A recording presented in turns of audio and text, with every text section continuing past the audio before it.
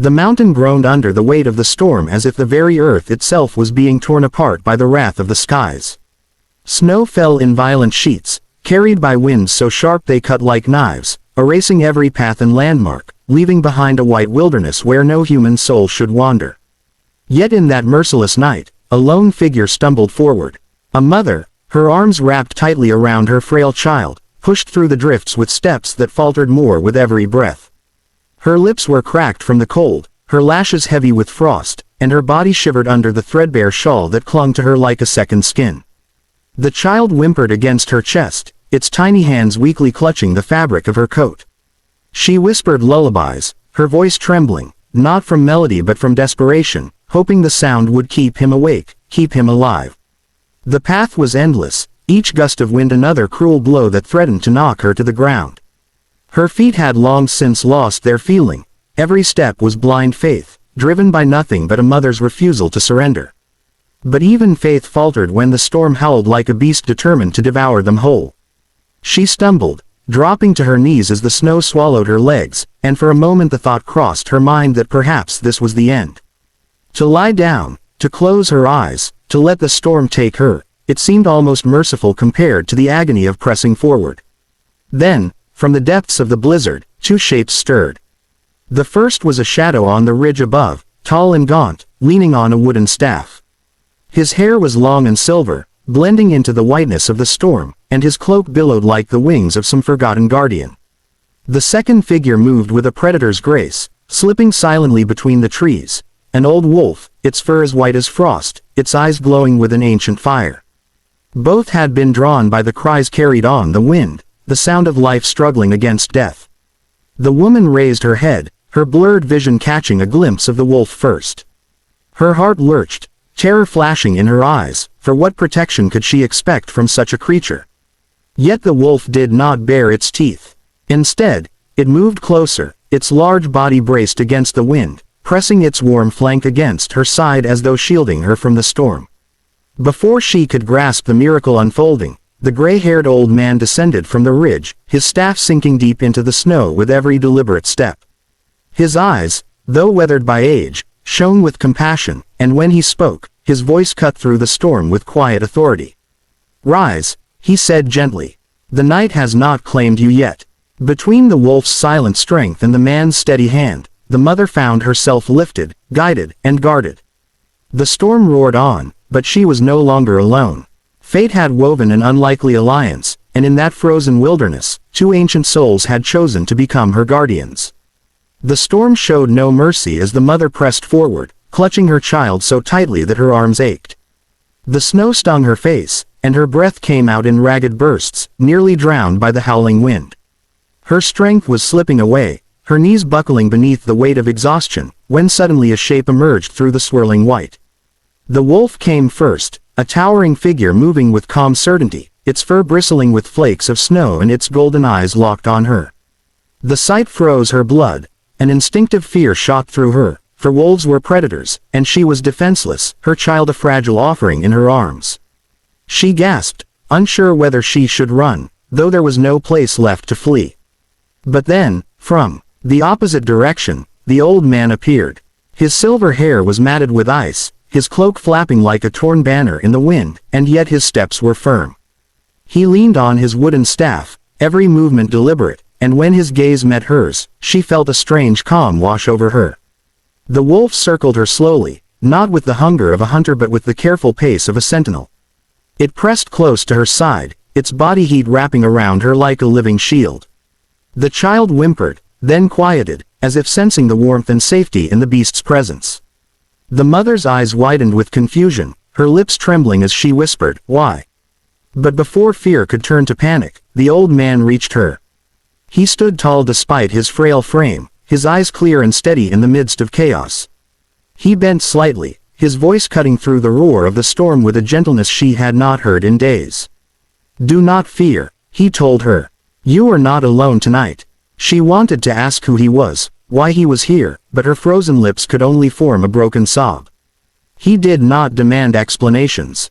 Instead, he reached out a steadying hand, and with his staff he guided her steps forward. The wolf trotted ahead, pausing to look back as if urging them onward. Together, they moved against the storm, a strange procession bound by necessity and something greater than chance. Each time the wind threatened to drive her to her knees, the man's arm steadied her. Each time the cold pierced too deep, the wolf leaned closer, lending her its warmth. The mother realized with a surge of awe that these two beings, one human and one beast, moved with a shared purpose, as though they had been waiting for her arrival.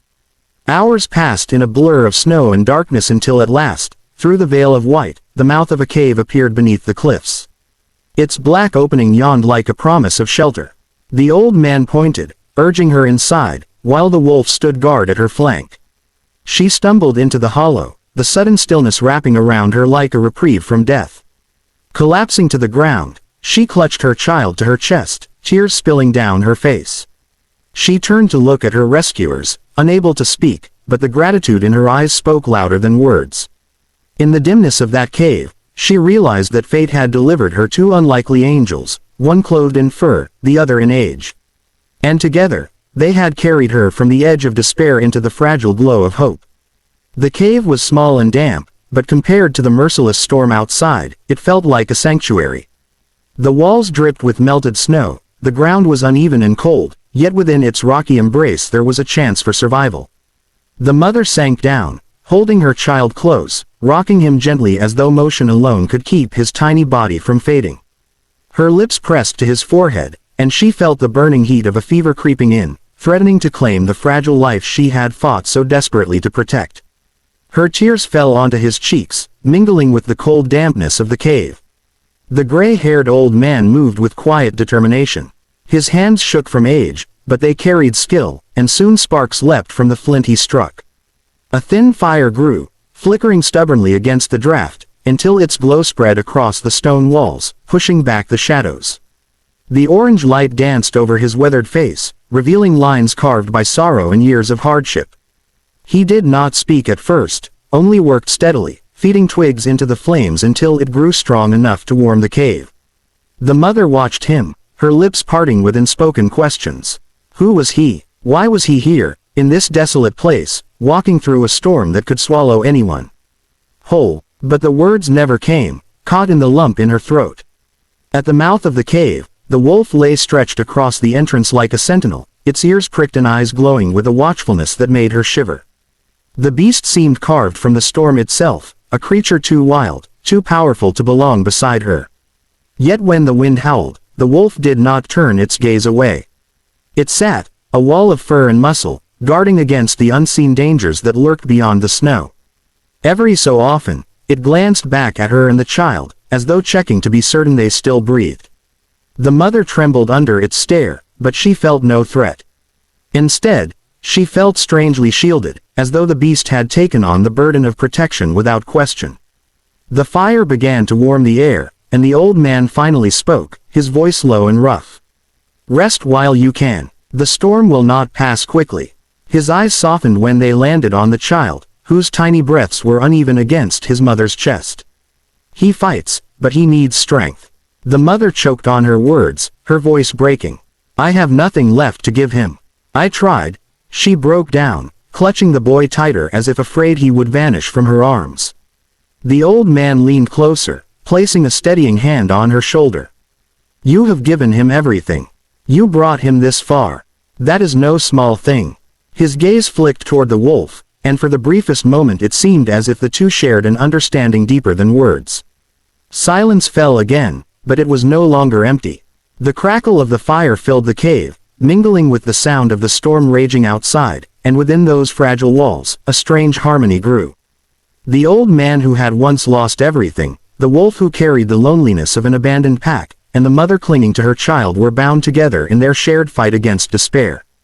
Though she did not yet understand why fate had delivered these protectors, the mother felt the weight of hopelessness lift, replaced by something warmer, something she had nearly forgotten existed: hope.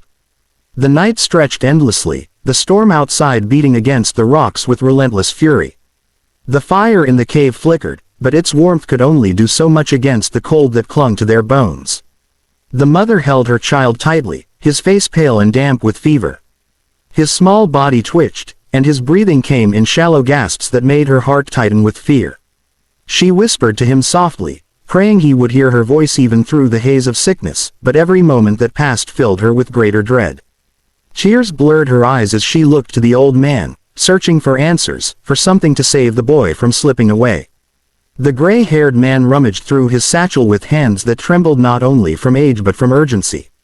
He pulled out a small pouch of herbs, dried and brittle, though his eyes betrayed doubt. "This will help," he said, his voice low, "but it is not enough."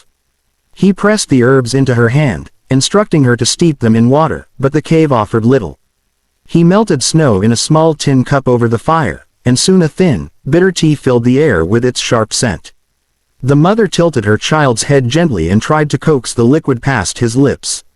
Some spilled down his chin, but he swallowed enough to ease the rasp in his breathing, if only for a little while.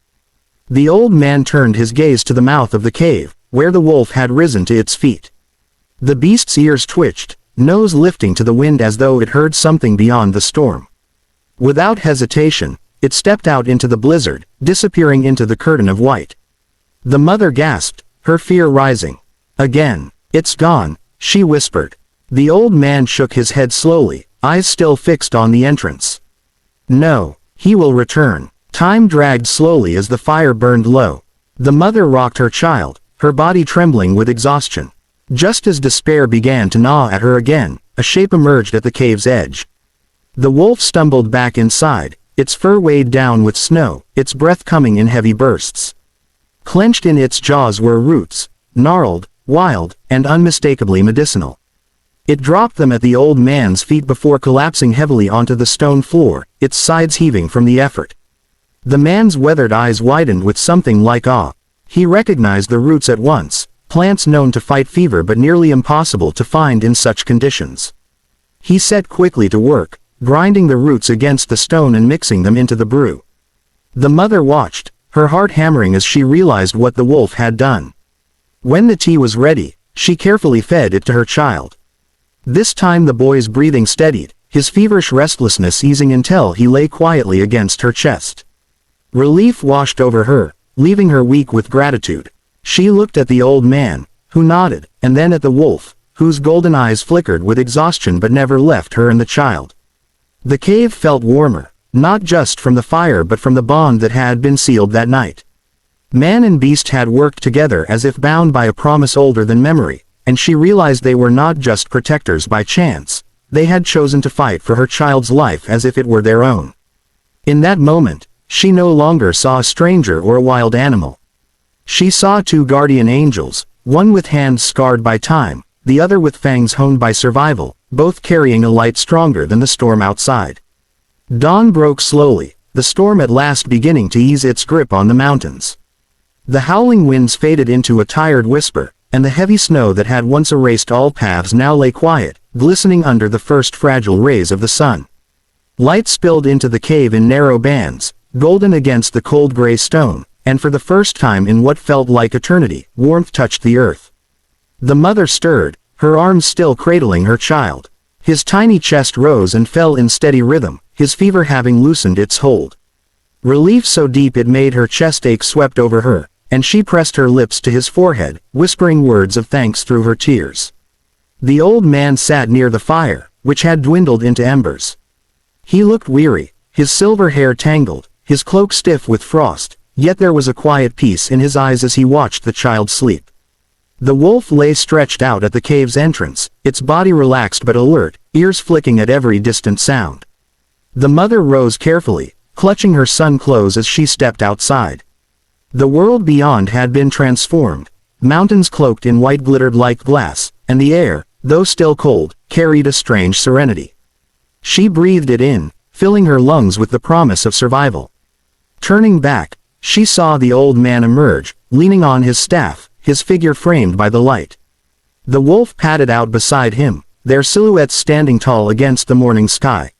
She wanted to fall at their feet, to pour out her gratitude in words, but her voice trembled, and no language seemed enough to express the depth of what she felt. She simply bowed her head, clutching her child tighter as her tears fell freely. The old man stepped closer, placing a weathered hand upon her shoulder.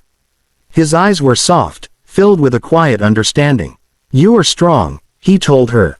"Stronger than the storm, stronger than you believe. He will grow because you carried him through this night." His gaze flickered toward the child, and for a fleeting moment sorrow crossed his face, a memory of a family he once lost to a storm just like this. But he said nothing more. The wolf lifted its head to the sky and released a long, echoing howl that carried across the mountains, a sound of defiance and farewell. The mother felt the vibration of it deep in her chest, a reminder of the wild, untamed power that had shielded her when all hope seemed gone. The sound faded into the silence of the morning, and with it came the certainty that this moment would remain etched into her soul forever. She wanted to beg them to stay, to walk with her down the mountain, to be her companions through the struggles that surely awaited. But even as the thought formed, she knew they belonged to another world, one beyond her reach. They were not meant to remain. The old man gave her a final nod, his eyes lingering on the child with something like pride. Then, without another word, he turned and walked toward the forest, the wolf pacing silently at his side. Their figures grew smaller with every step, until they disappeared into the mist and trees, as if swallowed by the very wilderness that had birthed them. The mother stood in the snow, the child stirring softly in her arms. Alone now, yet not abandoned, she lifted her face to the sun. She whispered into the still air, her voice steady despite the tears that fell. "Thank you, my angels." Though she knew she might never see them again, she also knew that they would live forever within her memory, not as a man and a beast, but as guardian angels who had stood against the storm and given her and her child the gift of life.